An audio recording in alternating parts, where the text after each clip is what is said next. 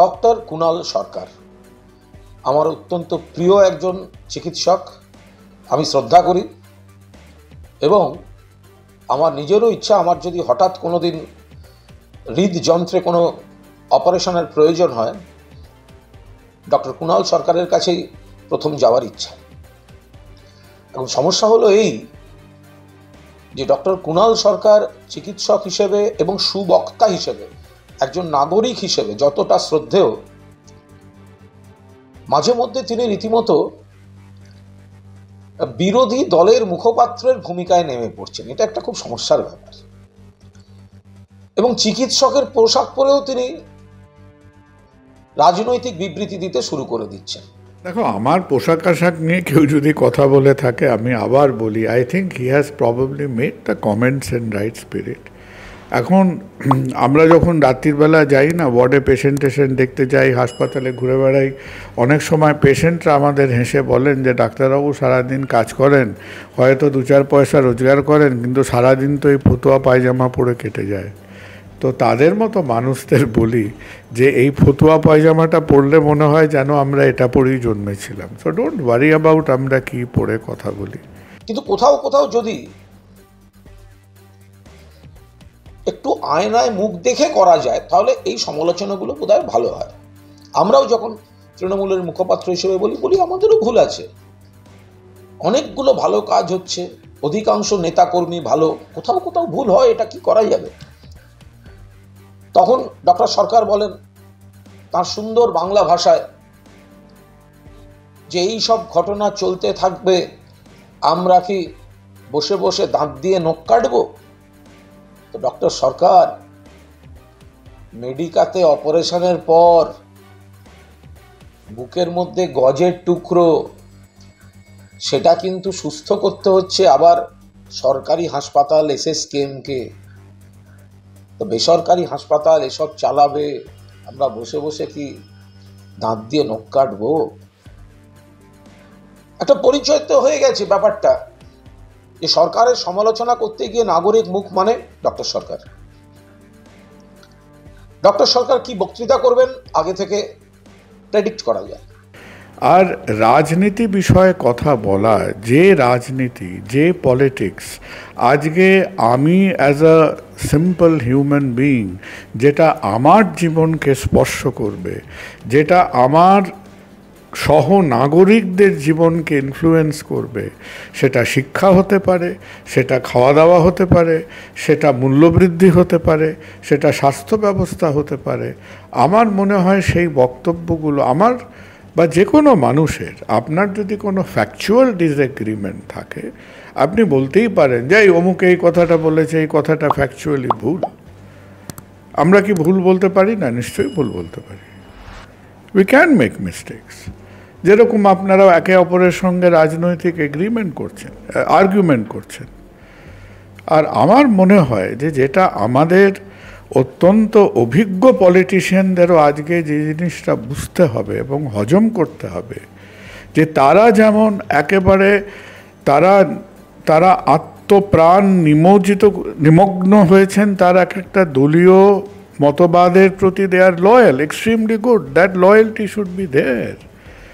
কিন্তু আমরা তো সেই দিকে আমাদের কোনো বাঁধা ধরা, সহিসাবুত করা কোনো কমিটমেন্ট নেই। ডক্টর কুণাল সরকার, আপনি তো নামি প্রাইভেট হাসপাতালে চিকিৎসা করেন, তার সুযোগ সুবিধা অনেক বেশি, পরিচ্ছন্ন, যারা পয়সা দিতে পারে তারাই ভর্তি হয়।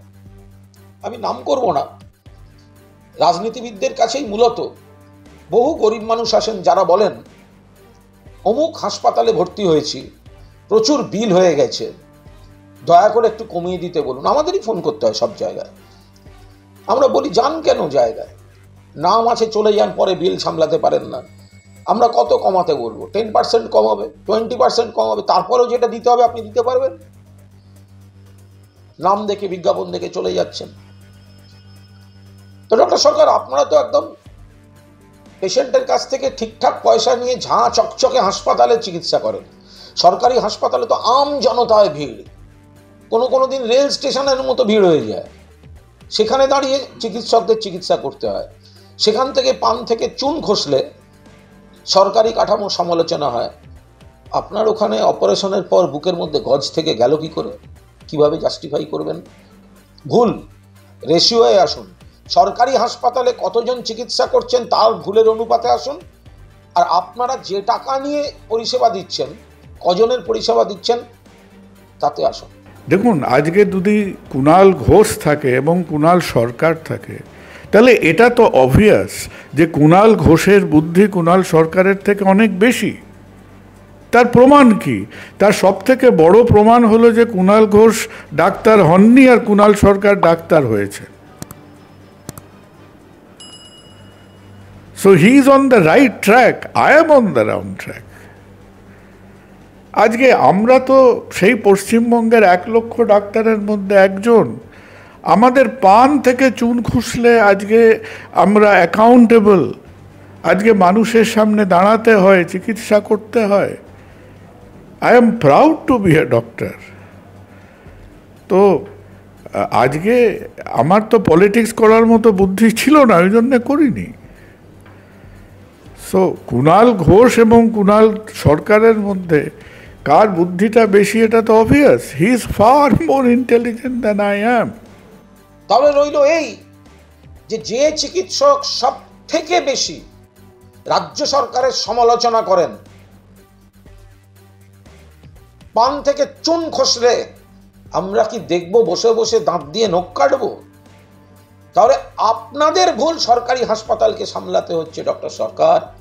এরপর যখন কোনো প্যানেল ডিসকাশনে যাবেন, ইউটিউব পোর্টালে বলবেন সারা দিনে পশ্চিমবঙ্গের সরকারি কাঠামোয় কতজনের চিকিৎসা করতে হয়, কতজন হাসি মুখে বাড়ি ফিরছেন, বিনামূল্যে বাড়ি চিকিৎসা করাচ্ছেন, কত আধুনিক চিকিৎসা হচ্ছে, সরকারি ডাক্তারবাবুরা করছেন, সরকারি নার্সরা কাজ করছেন, সরকারি পরিকাঠামোয় কাজ হচ্ছে। খারাপ ঘটনা অনুপাতে কটা ঘটছে? আমি একজন এই রাজ্যের মানুষ হিসেবে, এই রাজ্যের নাগরিক হিসেবে, যে যাকে মেডিকেল কলেজের মেঝেতে ঘুমিয়ে ডাক্তারিটা শিখতে হয়েছে 5-6 বছরে, আজকে এই রাজ্যের মানুষের ট্যাক্স পেয়ারের পয়সায় আই হ্যাভ বিন এডুকেটেড। সুতরাং আমার দায়িত্বের মধ্যে পড়ে যে এই রকম একটা পপুলেশন হেলথ কেয়ার প্রোগ্রামকে উইথ অল ইটস প্রবলেমস। এবার তা বলে আমি যদি প্রবলেমের দিকটা না বলি, মিডিয়াও তো তেমন। এটা যদি হতো পিজি হাসপাতালে অপারেশন করতে গিয়ে বুকে গজ বের করলো মেডিকা, ভাবতে পারছেন কি হতো? প্রত্যেকটা টিভি চ্যানেল, নিউজ পোর্টাল, ভেবে নিন শুধু এসএসকেএম এর হাসপাতালে যদি এই ঘটনা ঘটতো যে বাইপাস করার পর দেখা গেল রোগীর বুকের ভেতরে গজ রয়ে গেছে, আর সেটা সারালো এক বেসরকারি হাসপাতাল, কতগুলো টক শো হতো। আর এক্ষেত্রে ডক্টর সরকার মিডিয়া ফ্রেন্ডলি, আমরা সবাই শ্রদ্ধা করি। ডক্টর সরকার কিন্তু জোর বেঁচে গেলেন, মিডিয়া এটা নিয়ে ঘন্টাখানেক করেনি। এবিপি আনন্দ 24 ঘন্টা, TV9, রিপাবলিক, সিএন, নিউজ 18, আর+, যে যেখানে আছে, পোর্টাল, ভিডিও চ্যানেল,